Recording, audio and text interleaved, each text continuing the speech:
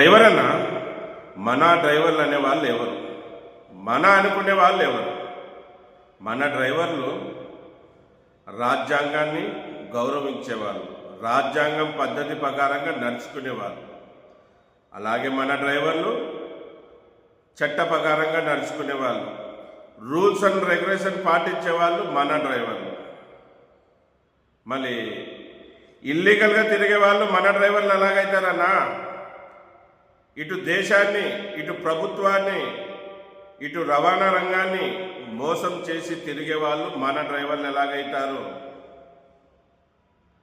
అలాగే తోటి డ్రైవర్లని నోటికొచ్చినట్టు తిట్టే వాళ్ళు మన డ్రైవర్లు ఎలాగైతారన్నా? ఇవన్నీ విషయాలు ఎందుకు చెప్తున్నానంటే, కొంతమంది నాతో ఈరోజు టీ తాగుతున్నప్పుడు సరదాగా మాట్లాడారు. అన్న, వాళ్ళు కూడా చౌరస్తా వాళ్ళు కూడా మన డ్రైవర్లే కదన్నా, ఎందుకు వాళ్ళ మీద పడి బాధపడుతున్నావు? ఏదో వాళ్ళ బతుకనీలే అన్న అంటున్నాను. నేను వాళ్ళకైతే అక్కడే సమాధానం చెప్పాను.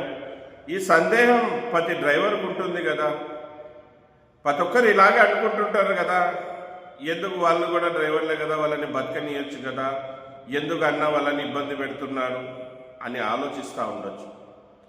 అన్న, మన డ్రైవర్లు అనుకునే వాళ్ళు రాజ్యాంగాన్ని గౌరవిస్తారు, రాజ్యాంగం పెట్టిన పద్ధతుల్ని పాటిస్తారు, ఆ గీత దాటరు, చట్ట ప్రకారంగా నడుచుకుంటారు మన డ్రైవర్లు.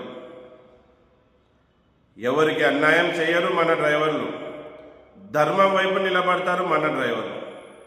మళ్ళీ వాళ్ళు మన డ్రైవర్లు వాళ్ళ చౌరస్తాకి పోయినప్పుడు మన డ్రైవర్ల మీద దాడి చేసిన వాళ్ళు వాళ్ళైతారు. మన డ్రైవర్ని అమ్మనా బూతులు తిట్టిన వాళ్ళు. ఎదుటి డ్రైవర్ని గౌరవిస్తేనే కదా, ఎదుటి వ్యక్తి డ్రైవర్ని ప్రేమిస్తేనే కదా మన డ్రైవర్లు అవుతారు. వాళ్ళకేం చట్టం ఒక విధంగా రాయలేదు, వాళ్ళకేం సపరేట్గా ఒక రాజ్యాంగం రాయలేదు. భారతదేశ పౌరులకు అందరికీ రాజ్యాంగం ఒకటే విధంగా రాసి ఉంది. భారతదేశ పౌరులకు అందరూ కూడా చట్టం ఒకే విధంగా నడుచుకోవాలని రూల్స్ ఉంది.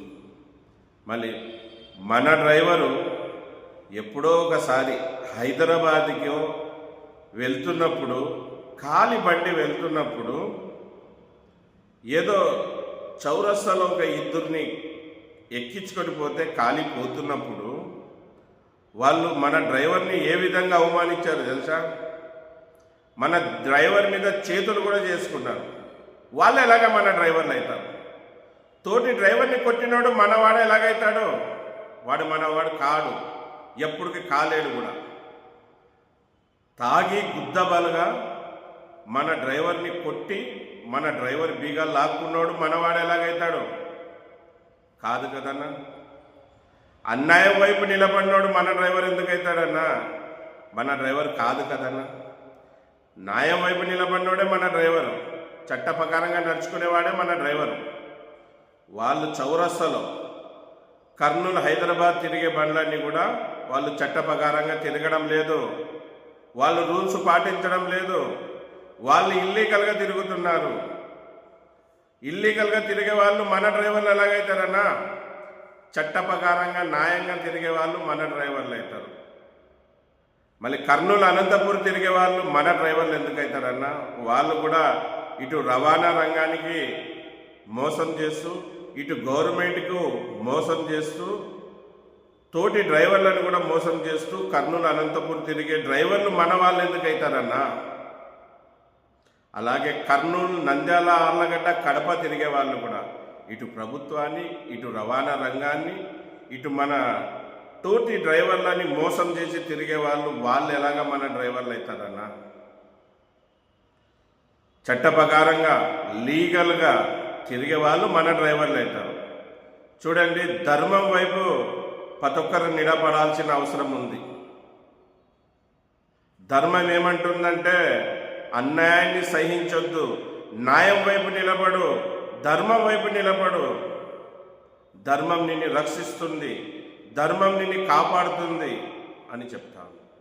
మళ్ళీ మన కర్నూలు పరిస్థితి ఎంత ఘోరంగా తయారైంది.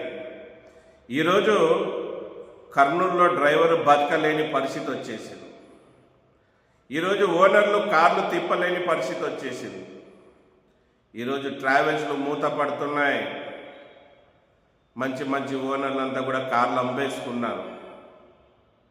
మళ్ళీ దీనికంతా ఈ చౌరస్తలు కాదా కారణం? మళ్ళీ ఎలాగ వాళ్ళు మన వాళ్ళు అవుతారనా?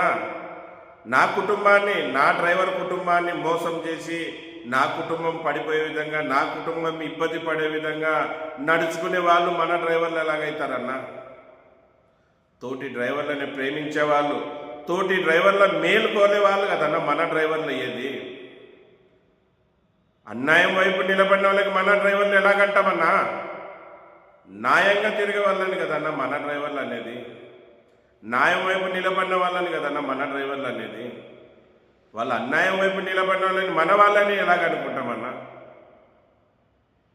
మన డ్రైవర్లు చౌరస్తానందు పోతే మన డ్రైవర్లని ఎంత అవమానించారు తెలుసా అన్న?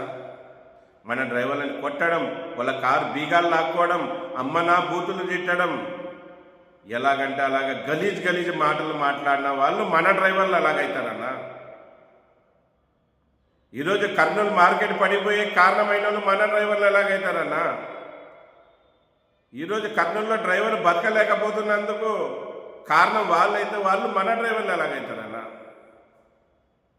మన డ్రైవర్లు అంటే న్యాయం వైపు నిలబడిన వాళ్ళు, మన డ్రైవర్లు అంటే రాజ్యాంగం ప్రకారంగా నడుచుకునే వాళ్ళు, మన డ్రైవర్లు అంటే న్యాయబద్ధంగా ముందుకు పోయేవాళ్ళు, మన డ్రైవర్లు అంటే ధర్మం వైపు నిలబడిన వాళ్ళు మన డ్రైవర్లు అవుతారన్నా? ఇల్లీగల్గా తిరిగే వాళ్ళు మన డ్రైవర్లు ఎలాగైతారన్నా? మీరే చెప్పండి. అంటే వాళ్ళు ఏం చేసినా, ఎలాగ చేసినా, ఏం తోలినా, ఎలాగ నడిపినా మనం మన డ్రైవర్లు అనుకుందామా?